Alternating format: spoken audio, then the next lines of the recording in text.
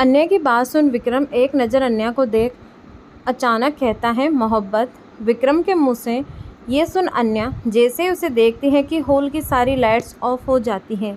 Hall की light बंद होते ही एक स्पॉट लाइट सीधा स्टेज पे जाती है, जहां स्टेज पर एक आदमी वहां आते हुए इनोसेंटमेंट करता है। लेडीज़ एंड जेंटलमैन, इस special announcement today is special A musical event. और म्यूजिक सिर्फ धुन नहीं बल्कि तरह के जज्बात बयां करने के लिए जरिया होते हैं। आप सब ने हमारे आर्टिस्ट के टैलेंट तो देख लिया, बट हम सब आपके सबके छुपे हुए टैलेंट को देखना चाहते हैं, जिसके लिए लेट्स प्ले ए गेम। आप सबके पास एक बाउल आएगा और आपको उन बाउल्स के अंदर रखे कार्ड को उठाना है। हर कार्ड पे अलग अलग नंबर होगा और ये नंबर आम नंबर नहीं बल्कि कपल नंबर होगा।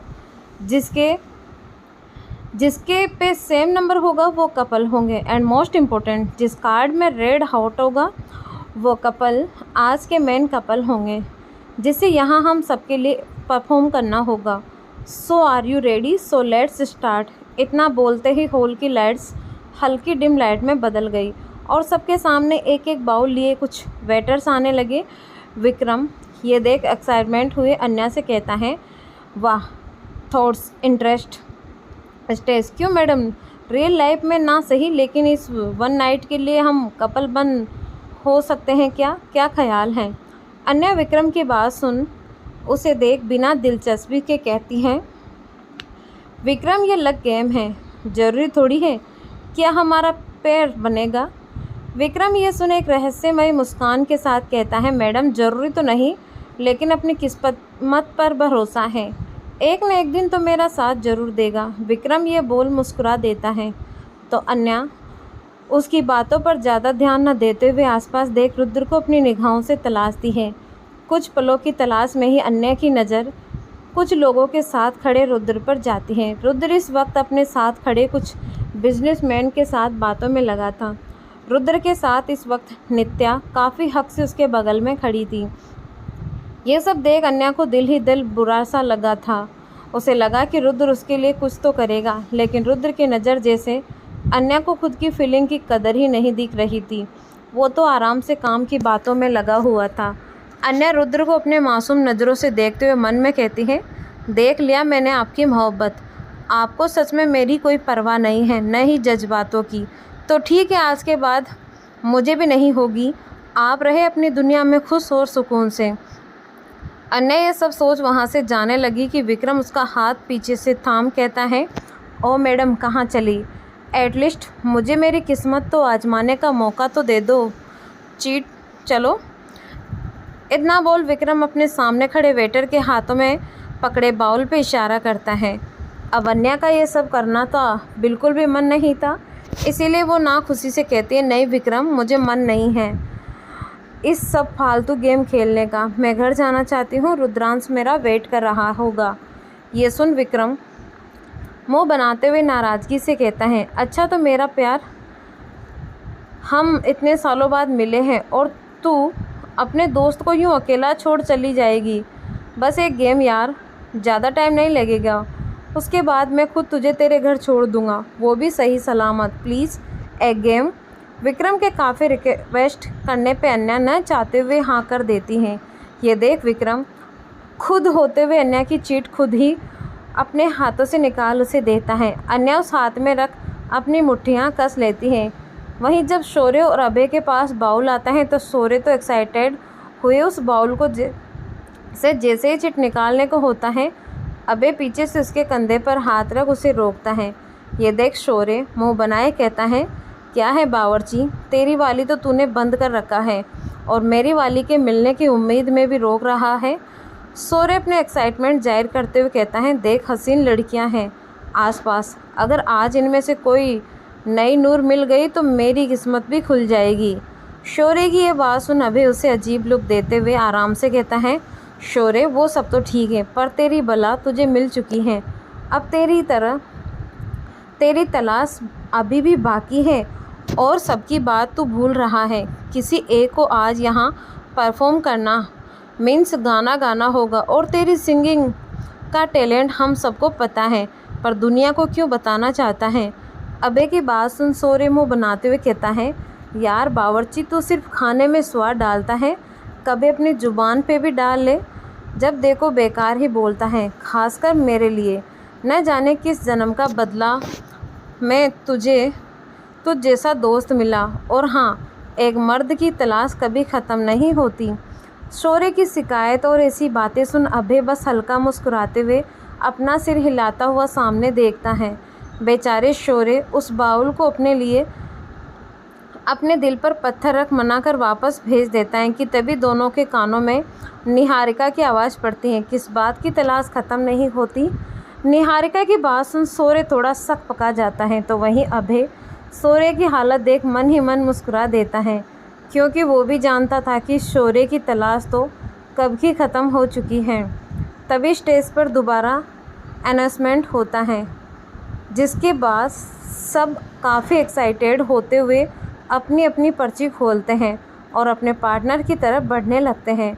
विक्रम भी खुशी खुशी अपनी पर्ची खोल देखता है तो उसका नंबर 1 था। ये देख विक्रम अन्या की तरफ इशारा करते हुए उसका नंबर पूछता है। अन्या बेमन से अपनी पर्ची खोल बिना देखे विक्रम की तरफ बढ़ा देती हैं। विक्रम एक्साइटेड हुए जैसे ही अन्या का नंबर देखता है तो कुछ मायूस सा हो जाता है।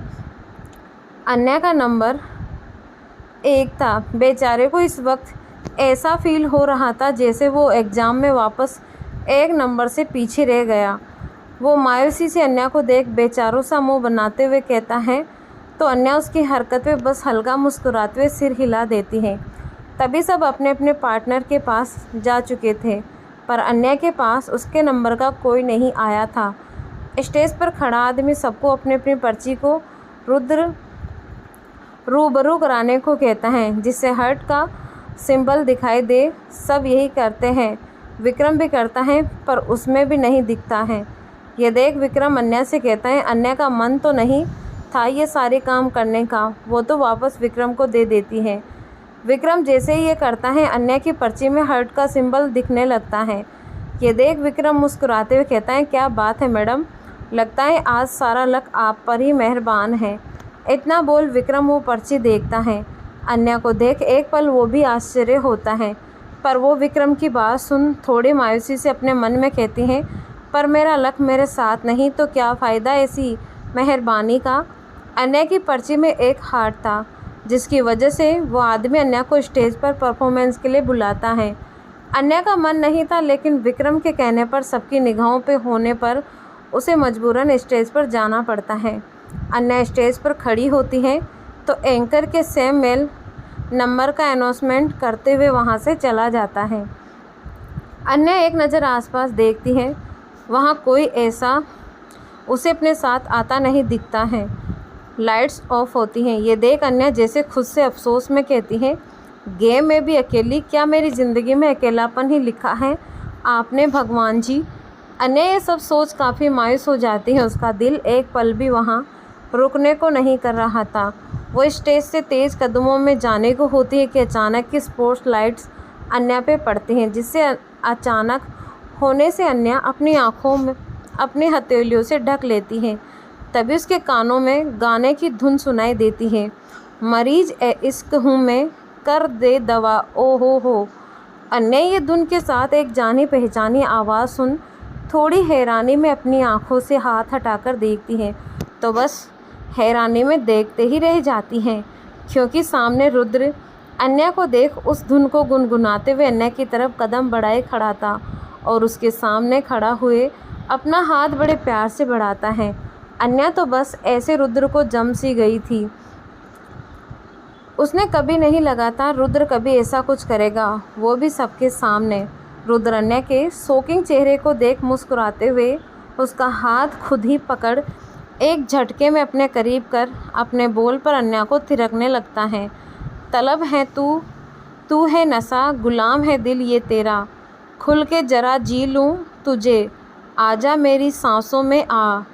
रुद्र अन्या का हाथ अपने कंधे पर रख उसे कमर को पकड़ अपने बेहद करीब करता हुआ उसे अपने धुन पर नचा रहा था। अन्या तो शौक थी, शायद वो पहली बार रुद्र के साथ कुछ ऐसे पल जी रही थी, उसके डांस कर रही थी। वो उसके लिए अपनी मोहब्बत यूँ गानों की शायद पर यूँ बयां कर रहा था। अन्या को ये उसका एक सपना सा लग रहा था। उसे तो सच में नहीं पता था कि रुद्र का ये साइड भी है। रुद्र बेहद रोमांटिक अंदाज में अन्या के साथ जैसे उस गाने के हर बोल को जीता हुआ डांस कर रहा था। दोनों इतने करीब थे कि अन्या की सांसें और दिलों की धड़कनें बढ़ने लगी, वो पिघलने लगी थी। रुद्र बेहद एहसास से कभी अपने लबों को उसके गालों से छू गुजरता तो कभी अपने हाथों से उसके हाथों को बेहद शरारती एहसास से छू गुजरता, तो कभी अन्य की गर्दन पर उसके होठों को यूँ छू कर गुजारता कि अन्य के पूरे बदन में एक सिरहन सी दौड़ गई। वो जैसे खुद संभाल नहीं पा रही थी। वो एहसास अन्य के दिल के छू कर गुजर रहे थे और मन को सुकून दे रहे थे। अन्या के होठों पर एक मदबोसी भरी मुस्कान छा चुकी थी। वो अपने आँखें एक चमक और एहसास ले बस इस पल को जैसे ज़िंदगी जीना चाहती थी। हाथ रख दे तू दिल पे जरा, रुद्र का भी हाल अन्या के लिए कुछ ऐसा ही था। दोनों बस उस धुन में यूँ खोए रहे, एक दूसरे के करीब हुए। होश ही नहीं रहा कि गाना ख़त्म हो चुका है। रुद्र अन्या की गर्दन को पकड़ अपने माथे से लगा, बस स्टेज पर यूं ही खड़ा उसकी आंखों में प्यार से देखता रहा। दोनों को होश तब आया जब उनके कानों पे तालियों की आवाज़ गूंजी। रुद्र अन्या से अलग हुए सामने देखता है, पर वहीं अन्या की नज़रें अब तक रुद्र से हटी नहीं थी। वो हैरानी और एहसासों में डूबे भाव से रुद्र को देख रही थी। रुद्र अन्या को खुद को यूँ देखता पाकर अन्या की तरफ थोड़े उसके करीब बढ़े।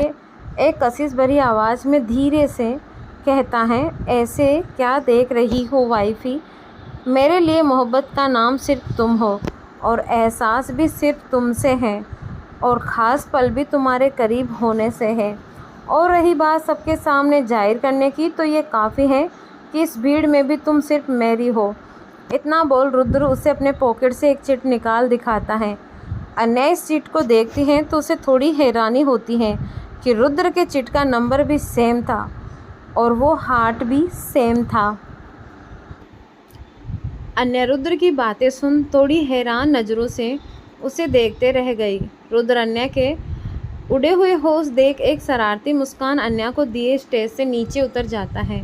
बेचारी अन्या अब तक सोच रही होंगी, बाद में रुद्र को ताकते रह गई। उसने कभी रुद्र से इस मूव की उम्मीद नहीं की थी कि रुद्र कुछ ऐसा कर गुजरेगा, बट वो भी हो रुद्र के वो एहसास, वो जज्बात अन्या के रोम रोम को छू जाने के लिए काफ़ी थे। वो पल वापस से उसके जहन में आते ही वो जैसे दोबारा उस एहसास में जीते हुए खुद में ही मुस्कुरा दी। वहीं शौर्य अभय दोनों हैरान हुए बस देखते रह गए। अभय से ज़्यादा तो शौर्य खुद की चिमटी काटता है, जिससे दर्द के एहसास से महसूस होते ही वो अभय को देख हैरान परेशान नज़रों से कहता है, यार बावर्ची, ये अपना यार बिल्कुल नहीं हो सकता। तूने देख, इसने सबके सामने गाना गाया और डांस भी किया, वो भी इतना रोमांटिक। शौर्य की बात सुन अभय भी खोए हुए आश्चर्य भरे अंदाज में सिर हिलाता है, तो शौर्य अपने गालों पर हाथ रख बड़े क्यूटर बने कहता है, मुझसे भी ज़्यादा romantic. Oh God, the superstar Shaurya Mittal से भी अच्छा कोई कैसे हो सकता है।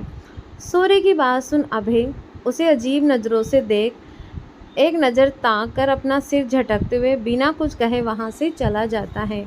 जब शौर्य को इस बात का रियलाइज़ होता है तो वो आसपास अभय को न पाकर खुद से कहता है, सुपरस्टार शौर्य मित्तल की कोई कदर नहीं, कमाल है। वहीं दूसरी तरफ कुछ पलों में पार्टी के आए हुए आधे से ज़्यादा गेस्ट एक एक करके वहाँ से निकल चुके थे। अन्या भी निकल चुकी थी। विक्रम आज अन्या को खुद घर छोड़ने की बात कहता है, जिस पे अन्या आज बिना किसी सवाल के हाँ कर देती है, क्योंकि इस वक्त उसका मन बहुत ही ज़्यादा खुश था। शायद इस वक्त कोई अन्या से उसकी जान भी मांग ले तो वो खुशी खुशी दे दे। उसे तो जैसे खुद नहीं पता कि वो खुद में कितनी मुस्कुरा उठी थी। ये सारी बातें विक्रम से छुपी नहीं थी।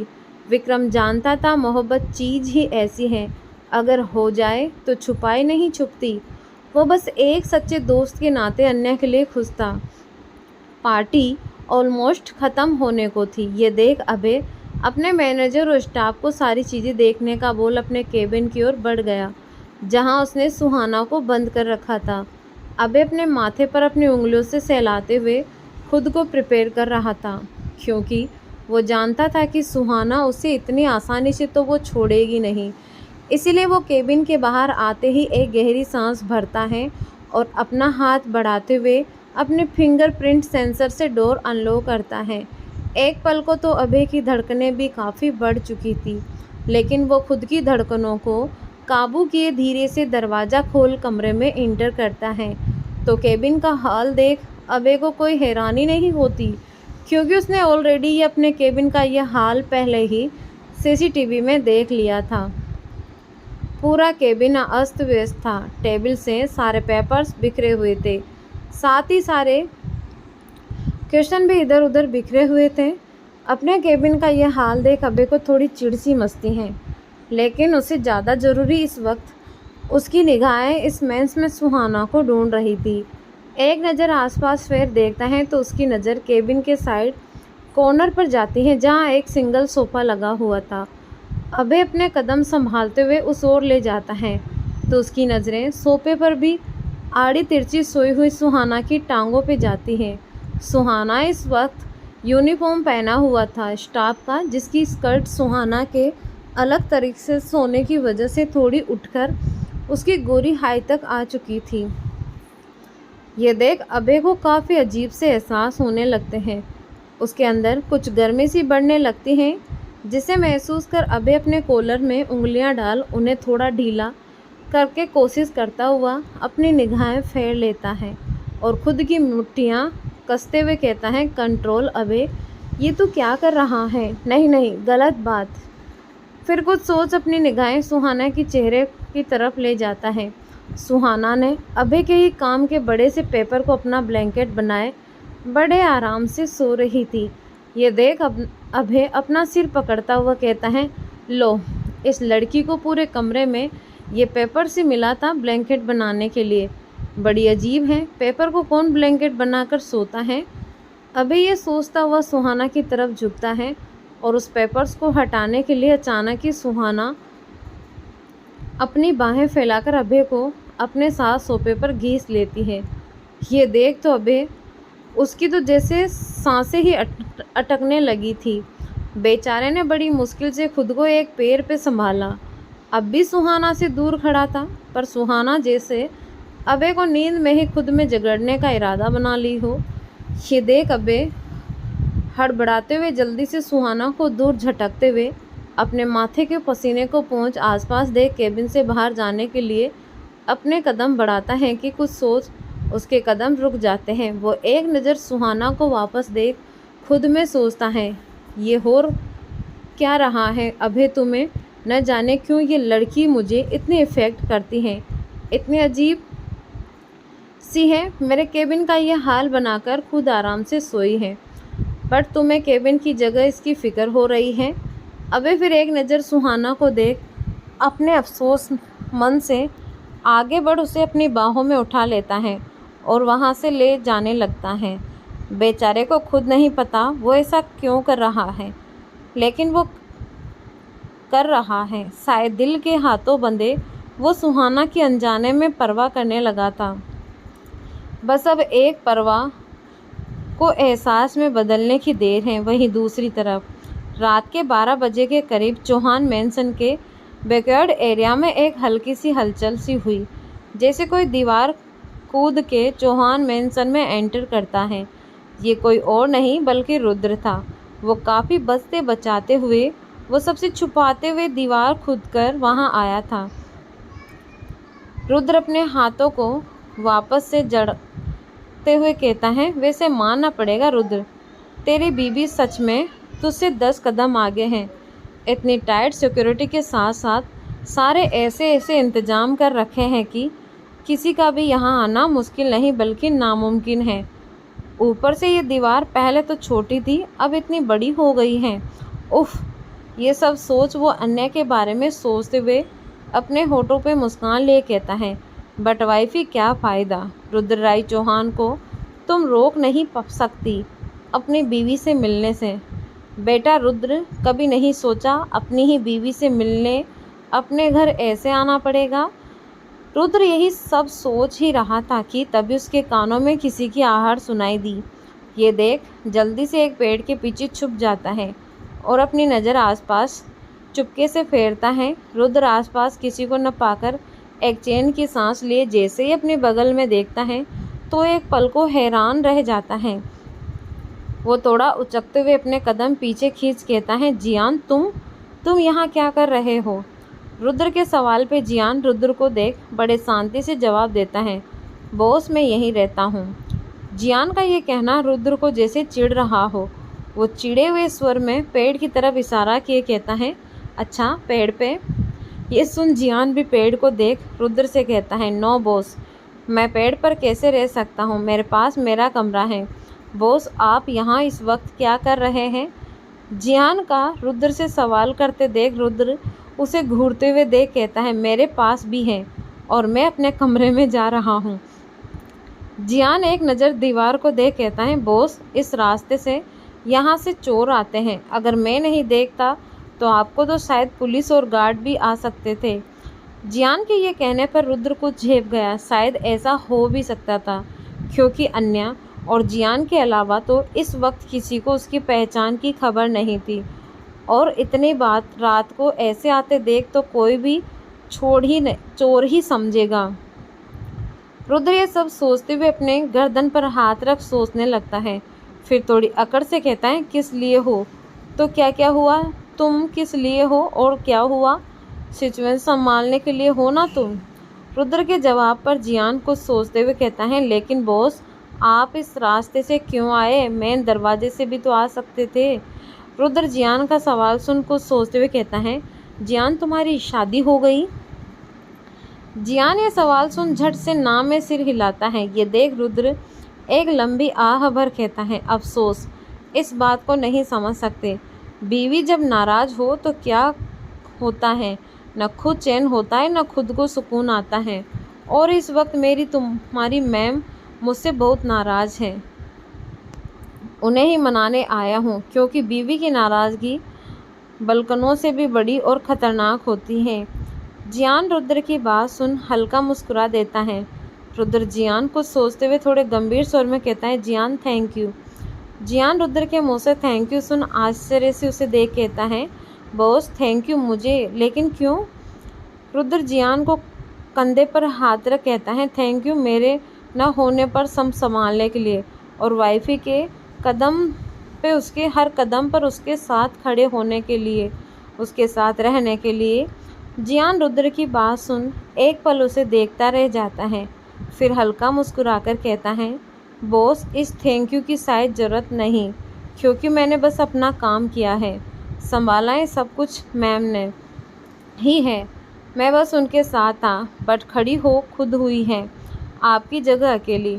शायद आपके जाने के बाद बॉस हमें आपके न होने का एहसास हुए ही नहीं क्योंकि मैम ने आप बन के सब कुछ संभाला है। बट वो खुद शायद आपके बिना अकेली रह गई। आप थैंक यू सिर्फ मैम को कहेंगा क्योंकि हकदार और काबिल तो वो है, सिर्फ वो। जियान की बात सुन रुद्र बस उसे देखता रह गया।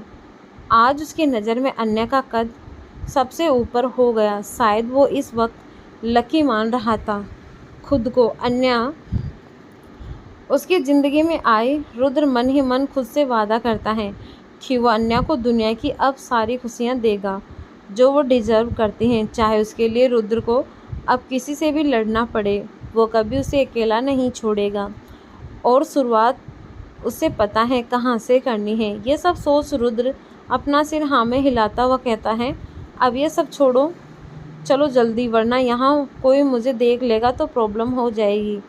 इतना बोल रुद्र आसपास देख बढ़ने लगता है।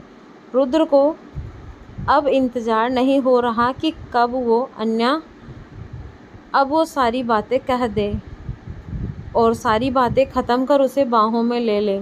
जियान भी रुद्र के पीछे चल देता है। जियान रुद्र को लिए अन्य के कमरे की बालकनी के नीचे आ जाता है और एक पिलर की तरफ इशारा करता है। ये देख रुद्र अपनी आईब्रो शिकोड़े कहता है, ये क्या है जियान, तुम चाहते हो मैं पिलर चढ़कर ऊपर जाऊं? जियान रुद्र की बातों पे हामी भरता है तो रुद्र थोड़े गुस्से में उसे देख चिढ़ते हुए कहता है, पागल हो गए हो क्या? एक बार मौत के मुंह से आ गया बच के, तो क्या दोबारा भेजना चाहते हो? मैं से नहीं जाऊंगा, मेन दरवाजे से चलो। इतना बोल रुद्र आगे कहता है तो जियान रुद्र के रास्ता रोकते हुए कहता है, सॉरी बॉस, अगर मेन दरवाजे से ही चलना होता तो आपको दीवार कूद कर नहीं आना चाहिए। गार्ड्स को मैं संभाल सकता हूँ, बट घर वालों को कैसे संभालूंगा? आकाश सर, सांची मैम। इतना बोलते हुए जियान तो चुप हो गया तो रुद्र उसे बस घूरते ही रह जाता है। रुद्र को जैसे लग रहा था जियान उसे अच्छे खासे जन्मों का बदला ले रहा है। ऐसे ऐसे आइडिया देकर रुद्र एक नज़र पिलर को देख गुस्से में जियान से कहता है, जियान याद रखना, मैं ही तुम्हारा रियल बॉस हूँ। जिस दिन मैं वापस आया ना अपनी पहचान में, तब मैं तुमसे फुर्सत में निपटूंगा। पहले अपनी बीवी को तो मना लूँ। इतना बोल रुद्र जियान को घूरता हुआ जैसे अपनी नज़र पिलर पर डालता है तो बेचारे के माथे पर बल पड़ जाते हैं। अभी अभी वो इतनी लंबी दीवार कूद कर आया था, अब वापस से उसी एक पर चढ़ना पड़ेगा। ये सोच बेचारा आगे बढ़ते हुए खुद में ही बड़बड़ाते हुए कहता है, सब ठीक होते ही सबसे पहले मैं अपना कमरा ग्राउंड फ्लोर पर शिफ्ट कर दूंगा, न जाने वाईपी कब नाराज़ हो जाए। रुद्र इतना सोचता हुआ पिलर पर चढ़ने के लिए हाथ बढ़ाता है कि उससे पहले जियान रुद्र के लिए एक सीढ़ी लेकर आ जाता है और वहाँ लगा देता है। ये देख रुद्र थोड़ी हैरत में जियान को काफ़ी बुरी तरह से घूरता है। रुद्र को तो जैसे लग रहा था कि इस सिचुएशन में सब उसके मज़े ले रहे हैं। रुद्र सीढ़ी को देख उसे घूरता हुआ कहता है, ये तुम थोड़ी जल्दी नहीं ला सकते थे? जियान रुद्र की बात सुनकर बस थोड़ा अफोर्ड लुक देता है। रुद्र उसे ऐसे ही घूरता हुआ सीढ़ी पर अपने कदम बढ़ाते हुए चढ़ने लगता है, बट वो 2 सीढ़ी चढ़ते हुए अचानक ही रुद्र रुककर जियान को देख कुछ सीरियस टोन में कहता है, तुमसे कुछ पूछूं जियान? क्या मैं? जियान रुद्र के इस सवाल पे थोड़े असमंजस में हाँ में सिर हिला देता है, तो वैसे ही सीढ़ी से टिके हुए कुछ सोचता हुआ थोड़े हिचक में पूछता है, जियान अगर तुम लड़की होते तो तुम्हें मुझ में और विक्रम में किसी एक को चुनना होता तो तुम किसे चुनते? मेरा मतलब है कि रुद्र अपने ही सवाल में थोड़ा उलझा हुआ अपनी बात जाहिर करने की कोशिश कर रहा था। वहीं जियान रुद्र का ये सवाल सुन थोड़ी हैरत में उसे देख सोचता है कि उसके बॉस अचानक क्या हो गया। रुद्र आज जैसे खुद पर सवाल कर रहा हो, खुद को कंपेयर कर रहा था। आखिर क्यों? उसे समझ नहीं आ रहा था कि वो ये सवाल पूछ भी क्यों रहा है। जियान का सब सोचते हुए दिमाग घूम गया। वो रुद्र को देख सपाट लहजे में कहता है, किसी को भी नहीं बॉस, क्योंकि मैं लड़कों में इंटरेस्टेड नहीं हूँ। और रही आपके सवाल का मतलब, तो आप मुझसे बेटर मैम से डायरेक्ट पूछ लीजिए, वो मुझसे बेहतर जवाब देंगी आपको। इतना बोल जियान अपने पॉकेट में एक मास्टर कार्ड निकाल रुद्र की तरफ बढ़ाते हुए कहता है, बॉस ये लीजिए मास्टर कार्ड, आपको इंटर करने में इजी होगा। ओके मैं अब चलता हूँ, गुड नाइट। इतना बोल जियान चुपचाप जल्दी से निकल गया, क्योंकि अगर वो रुकता तो उसके बॉस का ऐसा सवाल सुन सच में पागल हो जाता। वहीं रुद्र बेचारों सा मुँह बनाते हुए जियान को एक नज़र देख खुद में सोचता है कि अगर वो ये सवाल अन्या से पूछेगा तो जवाब की जगह वो कुछ और ही देंगी, और किन किन चीज़ों से देंगी उससे तो खबर ही नहीं है। रुद्र ये सब खुद ही मुस्कुराते हुए एक नज़र ऊपर डाल सीढ़ियों पर चढ़ने लगता है। वहीं दूसरी तरफ अन्या का कमरा। अन्या इस वक्त एक हॉट रिलैक्सी लॉन्ग लोअर लिए सावर लिए तोले से अपने बाल पोंछते हुए वॉशरूम से बाहर आ रही थी। अन्या ने इस वक्त क्रीम कलर की सिल्की नाइट गाउन पहना था, जिसकी बैक काफ़ी डीप थी, जिसकी वजह से उसके बालों से टपकता पानी की बूंदें उसके पीठ पर फिसलती साफ दिख रही थी, जो अन्या को इस वक्त काफ़ी अट्रैक्टिव बना रही थी। अन्या का फिगर बिल्कुल परफेक्ट लग रहा था उस नाइट गाउन में। अन्या के चेहरे पर इस वक्त वही प्यारी सी मुस्कान छाई हुई थी, वो बस रुद्र के उन ख्यालों में खोई हुई थी। अन्या अपने बालों को झटकते हुए अपने कदम रुद्र की तस्वीर की तरफ बढ़ाती हैं और उसकी तस्वीर के सामने खड़े होते हुए 2 पल उसकी आंखों में अपनी आंखें मिलाकर खुद में शर्माए अपनी नज़रें झुकाए कहती हैं, रुद्र ये सच ये या सपना, मुझे तो अब तक अपनी किस्मत पे यकीन नहीं हो रहा है। आप वापस आ गए मेरे पास, मैं बहुत खुश हूँ। फिर थोड़ी नाराज़गी करते हुए कहते हैं, और आज भी और नाराज़ भी, क्योंकि ये सारी बात अब भी मुझे आपकी इस तस्वीर से ही करनी पड़ रही है। पर कुछ भी हो, I love you so much. ख़ास आप इस वक्त यहाँ होते तो मैं आपको एक जोर की किस कर बताती मैं आपसे कितना प्यार करती हूँ। योर बैड लक, मैं आपकी तस्वीर से ही कर देती हूँ। इतना बोल अन्या मुस्कुराते हुए अपने कदम आगे बढ़ाते हुए अपने होठ उस तस्वीर के होठों के करीब बढ़ा ही रही थी कि अचानक ही रुद्र पीछे से आकर उसकी कमर पकड़ उसे एक झटके में हवा में उठाते हुए एक चक्कर सा काट दूसरी तरफ कर देता है। अन्या तो इस एक्शन से अवाक सी रह जाती हैं। वो कुछ समझ पाती कि तभी उसके कानों में उसके दिल को छू लेने वाली खुशबू भरी एक कसी सी आवाज़ आती है, कैसे तस्वीर से कहने दूँ वाइफी जो मेरी है, ऐसे मुझसे कहो। तुम्हारी सुनने के लिए तो मैं इतना इंतज़ार किया है। अन्या तो उस आवाज़ को सुन जम सी जाती है। रुद्र वो दिल धक्का देने वाली